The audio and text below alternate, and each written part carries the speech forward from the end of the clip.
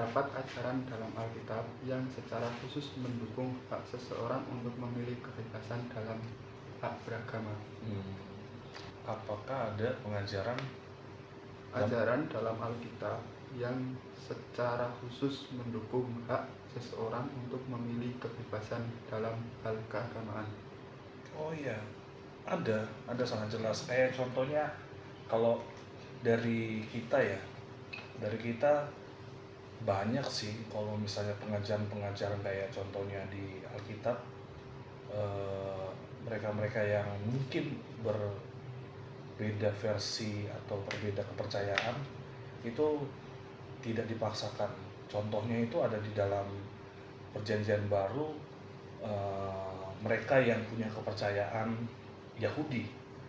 Nah, mungkin menurut pandangan orang di luar sana itu orang yang Yahudi sama Kristen sama, padahal kita beda. Orang Kristen yang pergi ke Israel itu justru ditekan, diludahi kayak gitu. Jadi kita yang waktu itu dalam Perjanjian Baru dan Alkitab tidak pernah memaksakan orang-orang Yahudi untuk masuk ke dalam Kristen, karena menurut mereka itu ada satu kehinaan. Jadi kita tetap menghormati, dan Alkitab juga sangat jelas. Kayak contohnya Paulus gitu. Paulus dia menulis lebih dari 13 kitab dalam Perjanjian Baru. Itu dia adalah seorang yang dulunya Yahudi. Dia karena ketemu Tuhan, akhirnya dia percaya mengikut menjadi Kristen. Tidak ada paksaan, karena dia ketemu sama Tuhan langsung gitu. Nah, tapi di sisi lain dia mendapat tekanan dari orang-orang Yahudi karena dia adalah salah satu calon pemimpin agama seperti itu. Jadi kita tidak pernah memaksakan. Kalau misalnya itu inisiatif dari dirinya sendiri, kenapa tidak seperti itu. Jadi kalau menurut kami ya, pengajaran di Alkitab sangat jelas. Kita itu mengajarkan kasih, mengajarkan kemurahan, mengajarkan kebaikan, mengajarkan pengendalian diri seperti itu, dan kesetiaan, terus mengajarkan satu sama lain untuk menghormati satu sama lain. Kayak contohnya misalnya kayak kita di sini, yang bekerja di sini, yang bantu-bantu bersihkan, yang bantu-bantu di dapur, semuanya orang Muslim di sini. Kita tidak pernah memaksakan mereka untuk beribadah, enggak, sama sekali. Kita sampai sekarang nggak pernah. Kalau misalnya mau tanya wawancara sekarang juga, tidak pernah kita bilang, Bu, ini ibadah minggu, ya ikut. Nggak pernah sama sekali. Bahkan sholat Jumat, kalau mereka mau sholat Jumat, kita liburkan. Mereka nggak usah kerja, seperti itu. Nah, kayak gitu contohnya yang kita ajarkan di dalam kepercayaan kami. Kami menghormati satu sama lain, menghormati kepercayaan orang lain juga. Relevan, misalnya sejarah, budaya, atau praktik keagamaan di Alkitab. Isu sejarah dan praktik keagamaan di dalam Alkitabnya sendiri. Maksudnya yang kita mau angkat ini bagian mananya? Isu sejarah yang mana? Kalau maksudnya gimana? Isu sejarahnya yang diambil kemungkinan kita ngambil di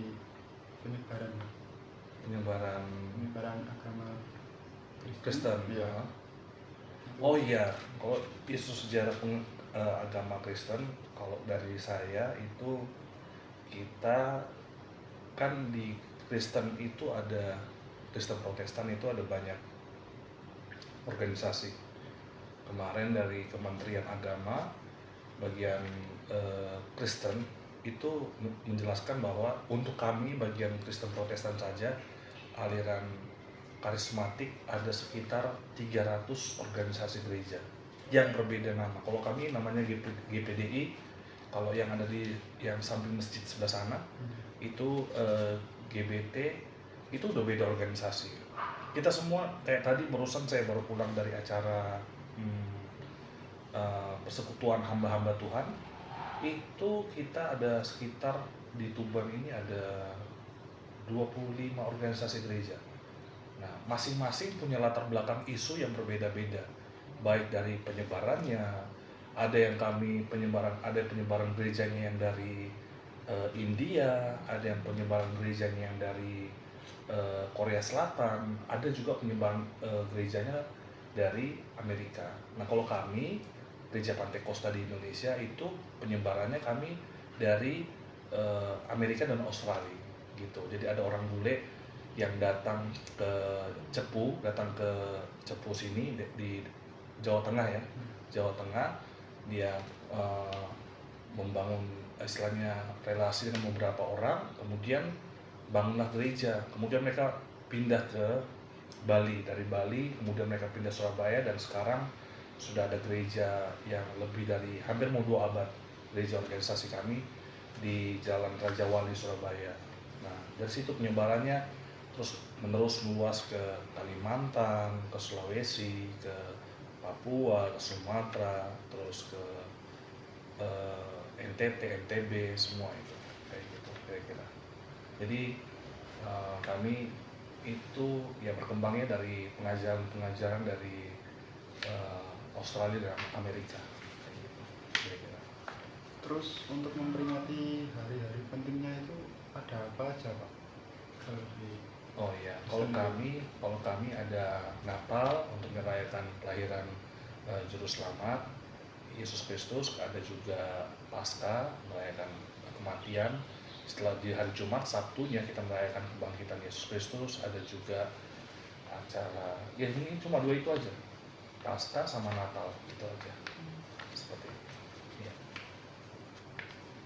baik Pak, cuma itu yang kami ingin sampaikan. Baik. Kurang lebihnya mohon maaf. Iya, iya.